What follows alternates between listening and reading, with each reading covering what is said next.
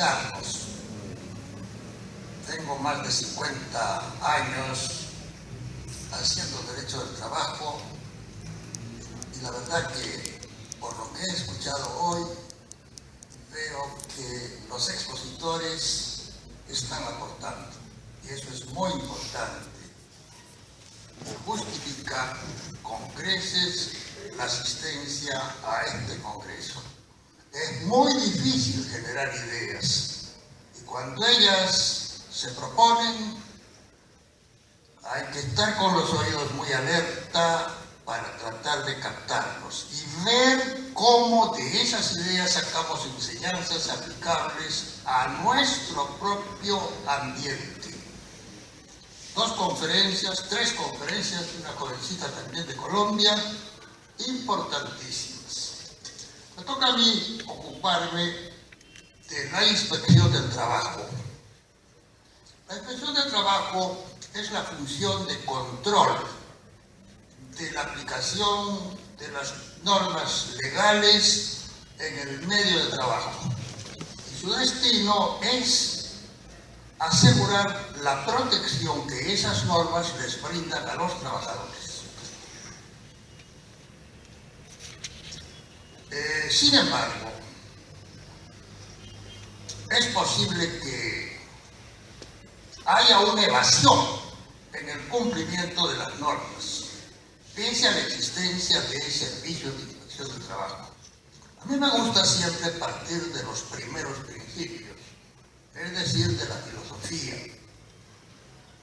El sistema de gobierno que tenemos ahora nació con la Revolución Francesa y se basa en 2 o 3 grandes preceptos. Primero, la igualdad de todos ante la ley. Segundo, la constitución del Estado por la decisión de los ciudadanos, que somos iguales. Y tercero, la prestación del Estado por el Estado de los servicios públicos. El Estado se justifica únicamente por la prestación de los servicios públicos, porque el resto es materia de nuestras relaciones privadas.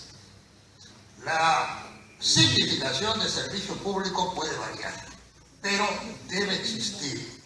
Y la inspección de trabajo se inscribe dentro de la noción de servicio público. Lo que ocurre es que la mayor parte de los ciudadanos ignoran que son iguales ante la ley, ignoran que tienen derechos y por consiguiente quienes ejercen el poder económico y político se sirven de esa ignorancia para inaplicar las normas jurídicas. Es correlato necesario de la igualdad ante la ley, por lo tanto, la capacitación, la educación de los ciudadanos, sin lo cual seríamos como rebaños de animales, sin participación en la vida política. Recuerden ustedes lo que ocurría en los tiempos del virreinato, de la dominación española. Solamente tenía la naturaleza de súbditos los españoles. Primero los nacidos en España, segundo los nacidos en América. El resto no existía políticamente. No tenían ningún derecho, y mucho menos el derecho de ir a la escuela. La independencia nos sirvió para superar ese estado de cosas. La inspección del trabajo fue una de las grandes reivindicaciones que surgieron desde fines del siglo XIX. Nació en Inglaterra con unas pequeñas disposiciones para verificar que las reglas pequeñísimas, escasas de protección de los niños se aplicaran. Pero andando el tiempo, los trabajadores y sus organizaciones entendieron que sin un servicio de inspección a cargo del Estado era imposible que las reglas que iban conquistando tan penosamente pudieran ser aplicadas. Termina la Primera Guerra Mundial, gran conmoción en el mundo. Octubre de 1917, la Revolución Rusa, un fantasma que se convierte finalmente en una persona de carne y hueso y que amenazaba con extenderse al resto de Europa. Entonces la socialdemocracia pacta con la burguesía más inteligente, más progresista, el establecimiento de un Estado democrático en el cual se respetase el sistema capitalista, pero con la condición de respetar también los derechos sociales. Ese pacto se traduce en la Constitución de Weimar y es el pacto fundacional de la democracia contemporánea, lo que se llama el espíritu de Weimar. A consecuencia de ese pacto, en el Tratado de Versalles, que puso término a la Primera Guerra Mundial, se crea la Organización Internacional de Trabajo, una exigencia de la socialdemocracia en ese momento. En el mismo tratado se exige que se dé una norma de inspección del trabajo y tercero, que se reconozca la jornada de 8 horas. Y así las grandes ponencias y esos dirigentes sindicales socialdemócratas suscriben ese documento. Y nuestro Estado contemporáneo se basa en esos preceptos. Pero después se olvidan. Apenas el año de 1923 se concede en el seno de la OIT, en la conferencia, una recomendación, no un convenio, una recomendación que simplemente equivalía a un consejo, una sugerencia de establecer un sistema de inspección del trabajo. Y mientras tanto, vino el nazismo. En 1933, el nazismo agredió a Europa y al resto del mundo y tuvimos la Segunda Guerra Mundial con 100 millones de muertos. Se salió de esa guerra a costa de enormes esfuerzos, enormísimos esfuerzos. La unión de todo el mundo, no nazi contra Alemania, Italia no contaba, el Japón era un asunto de Estados Unidos. Pero al terminar la guerra, los pueblos del mundo tenían la noción clara, precisa, de que era necesario revivir el espíritu de Weimar y suscribir un nuevo pacto social. Y así se hizo. Se crearon las Naciones Unidas, a sugerencia de Franklin Delano Roosevelt, el gran presidente norteamericano, y luego comenzaron a aprobarse las constituciones europeas, principalmente las de Francia e Italia, con la participación de los partidos comunistas que abandonaban su prédica revolucionaria para sumarse a la construcción de una sociedad democrática con capitalismo y con derechos sociales. Ese es el mundo que tenemos ahora. Bien, una consecuencia de este pacto fue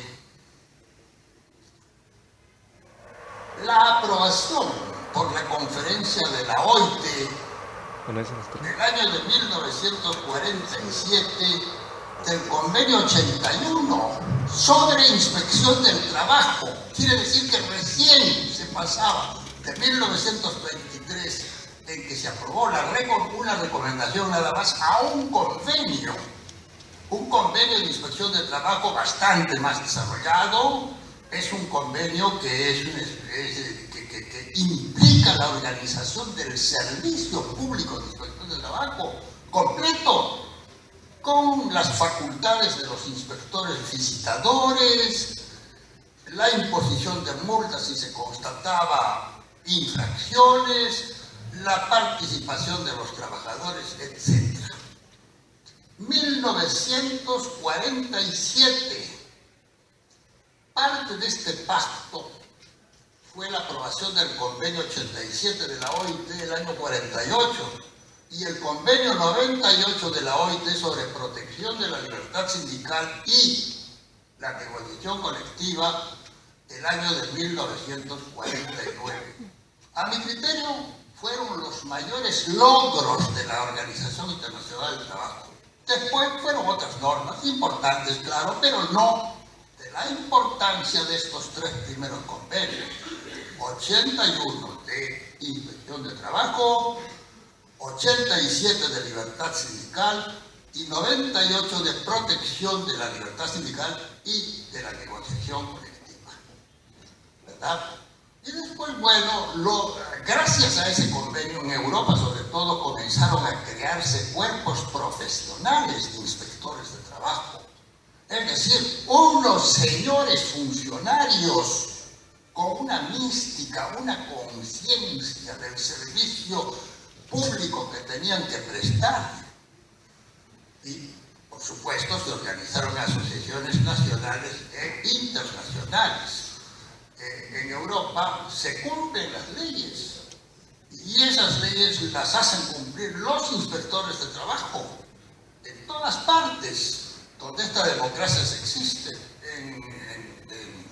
En España, este servicio que ya existía durante el franquismo y antes todavía, se refundó después de la caída del franquismo, gracias a la Constitución de 1978 y al Estatuto de los Trabajadores de 1980, creo, que tuvo a su cargo un gran jurista, Luis Enrique Salatoy.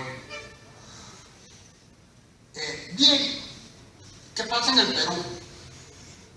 En el Perú hay un servicio raquítico de inspección de trabajo.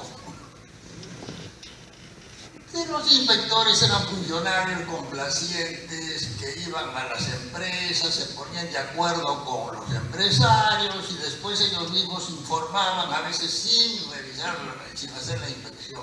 Y ese informe tenía el valor de instrumento público, que según el Código Procesal Civil o de Procedimientos Civiles en ese tiempo, producía fe, instrumento público. Es muy difícil negar la validez, la veracidad de un instrumento público. Y el informe del inspector, informe complaciente, falso, tenía esa calidad. En el año de 1968 se instaura en el Perú un gobierno revolucionario y yo colaboré con este gobierno. Y colaboré porque aceptaron plan de normas que yo propuse como parte del proceso revolucionario. De esta manera, el 3 de mayo, creo que fue, de 1971, se aprobó un decreto supremo por el cual se reorganizaba el servicio de inspección del trabajo, se señalaba las atribuciones de los inspectores, se imponían las multas pertinentes por una ley anexa, es decir, se estaba advirtiendo a la realidad peruana el convenio 81, pero con dos innovaciones importantísimas. La primera, la obligación del inspector de entrevistarse con la persona que había solicitado la inspección en el momento de llegar al centro de trabajo. Es decir, si el sindicato pedía la inspección, primero el sindicato, y con el sindicato se iban a buscar al gerente o al encargado de las relaciones industriales, en fin, para con ellos practicar la inspección. El acto de la inspección estaba reglamentado. Esa fue una innovación para acabar con esa corruptela que ya les he dicho. Y que yo como abogado, cuando formaba parte del gobierno, pues tenía que soportar, ¿no? Y aunque rabiase, no me hacía caso. Era el sistema.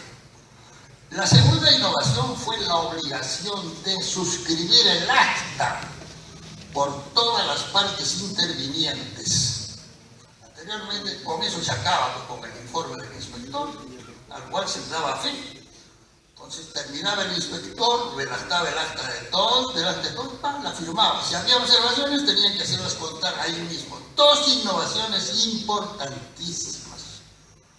Y se corrigieron, pues, muchos defectos. No, algunos empresarios pusieron el grito, pero no había que hacer. Todo depende de la decisión política de hacer cumplir las normas. Pero la decisión política no sobreviene si los propios ciudadanos no son conscientes de sus derechos, incluso en los regímenes revolucionarios. La norma no se puede imponer enteramente desde arriba, la norma tiene que venir desde abajo. Es decir, estamos en la oposición de contrarios, término marxista, pero que un gran laboralista alemán que tuvo que trasladarse por la guerra a Londres, Freund, gran teórico del derecho del trabajo, un socialdemócrata, que emitió la teoría del contrapeso, counterfeiting, es decir, que de un lado está el poder empresarial y que tiene que tener un contrapoder al frente, sin lo cual las normas jurídicas no podrían aplicarse. De manera tal que si el contrapeso no existe, la presión va a ser solamente de un lado. Es necesario que el contrapeso exista, ¿verdad? Y ese contrapeso tiene que existir y operar incluso si se dan las leyes. Más aún, el contrapeso es necesario para hacer cumplir las leyes, de manera tal que el Servicio de Inspección de Trabajo funciona si hay organizaciones fuertes que obliguen a los inspectores a cumplir sus deberes. En el Perú, en torno, el decreto supremo del cual les hablo, de 1971, lo cambiaron el año 83 porque había un funcionario que quería, dejar la impronta de su nombre en una nueva disposición, y después lo cambiaron otra vez y otra vez. Y finalmente tenemos ahora una ley por la cual el servicio de inspección ha sido confiado a una organización descentralizada de este ministerio, del Ministerio de Trabajo. Como conclusión les digo que estamos en una lucha permanente. El derecho del trabajo, por definición, es un derecho de intervención, es un derecho que limita la voluntad omnímoda del empleador de una de las partes y la contrapesa con esta protección que el Estado debe asegurar. Y el Estado está llamado a cumplir esta función pública y debe cumplirla a través del Poder Ejecutivo, cuya función, según la distribución de poderes de Montesquieu, de los y que está en las constituciones, tiene la obligación de cumplir y hacer cumplir las leyes. Bueno, muchas gracias por vuestra amabilidad.